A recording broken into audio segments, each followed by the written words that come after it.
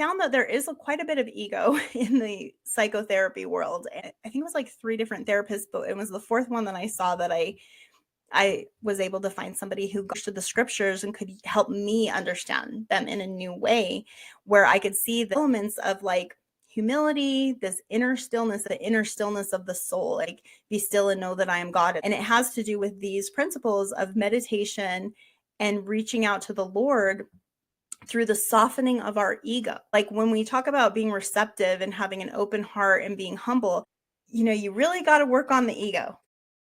So every therapist I've had have at least understood that I come from a Christian background, that faith was super important to me, and that it's not that I'm going to give up. Like God's going to ask hard things of us or whatever. There's this my truth.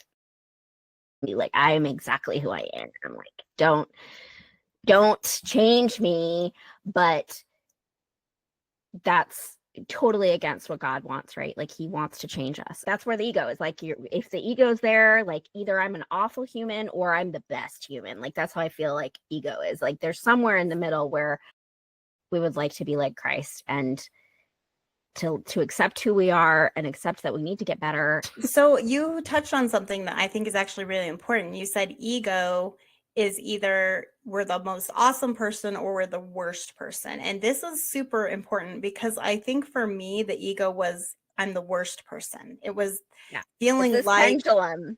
Like either we're like the worst or we're the best. And women are really good about being like, oh, we're the worst.